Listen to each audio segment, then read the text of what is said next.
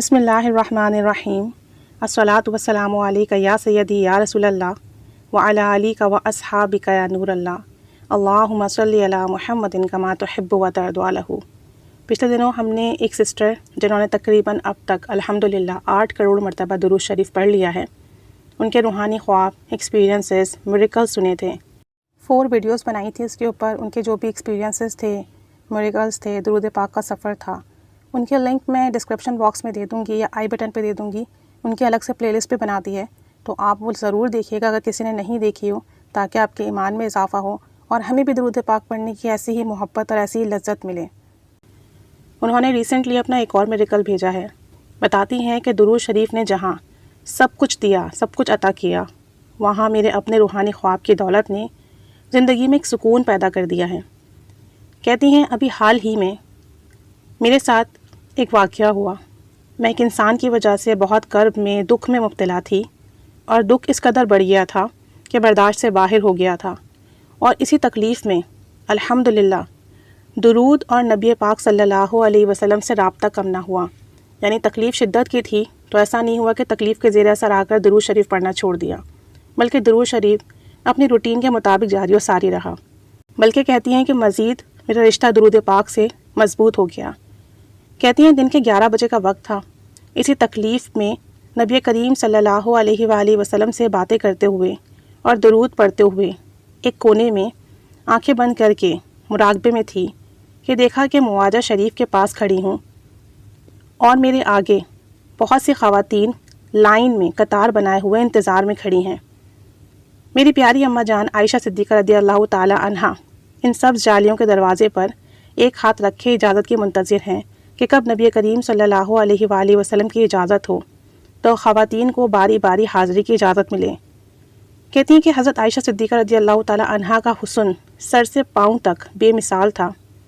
کہتی ہیں کہ جب حضرت عائشہ صدیقہ رضی اللہ تعالی عنہا نے مجھے دیکھا تو ایک ہاتھ دروازے پہ رکھ کر دوسرے ہاتھ سے مجھے آگے کر دیا، یعنی مجھے اندر جانے کی اجازت مل گئی، اور مجھے اندر جانے کو کہا۔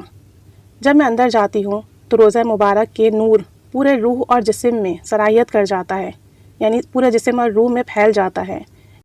قبر مبارک وہی پرانی طرز کی بنی ہوئی تھی، اسی طریقے سے دکھائی دیتی تھی۔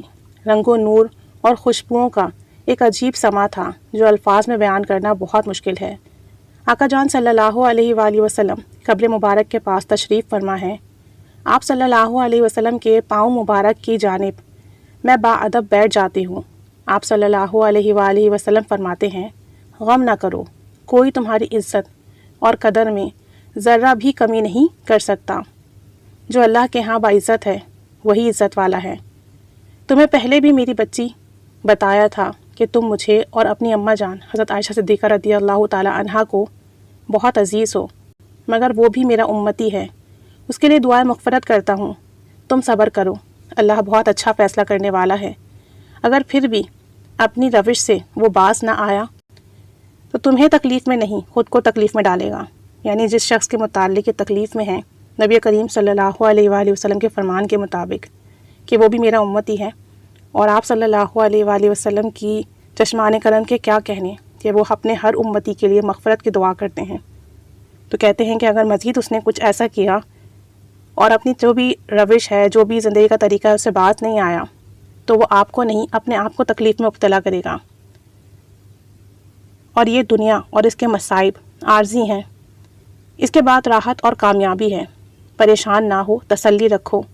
کہتی ہیں کہ اللہ کا احسان ہے، یہ تمام منظر دیکھنے کے بعد مجھے اس کرب سے بھی محبت ہو چلی کہ میرے آقا جان صلی اللہ علیہ وسلم نے فرمایا کہ تم مجھے عزیز ہو۔ یعنی کہ آپ صلی اللہ علیہ وآلہ وسلم کو تمام خبر ہے کہ ان کا امتی کس حال میں ہے، کس تکلیف میں ہے، کس پریشانی میں ہے، کس کرب میں مبتلا ہے۔ اور پھر جو جتنا زیادہ درود شریف پڑھتا ہے نبی کریم صلی اللہ علیہ وآلہ وسلم کے اتنا قریب ہوتا ہے، اور جو آپ صلی اللہ علیہ وآلہ وسلم کے قریب ہو، جسے آپ صلی اللہ علیہ وآلہ وسلم خود تسلی دیں، اپنی بیٹی کہہ کر پکاریں، جسے آپ صلی اللہ علیہ وآلہ وسلم کہیں کہ تم مجھے عزیز ہو، تو سوچیں پھر اس بندے کا کیا مقام ہوگا اللہ کی بارگاہ میں۔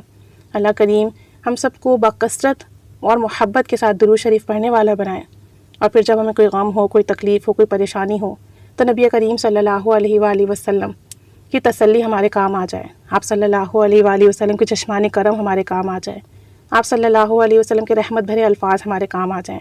اللہ کریم ہمیں بھی قبول و مقبول فرما لے، ہمارے درود کو بھی قبول و مقبول فرما لے، اور ان کی زندگی سے ہر دکھ غم پریشانی ختم فرما دے، اور انہیں اعلیٰ مقام اور مراتب عطا فرمائے۔ تو جو کچھ بھی انہیں ملا درود شریف کی برکت سے ملا، جو نظر کرم ہو رہی ہے وہ بھی درود شریف کی برکت سے ہو رہی ہے۔ اللہ کریم اس نظر کرم میں مزید اضافہ فرمائے۔ آمین بجاہ النبی الآمین صلی اللہ علی محمد صلی اللہ علیہ وآلہ وسلم۔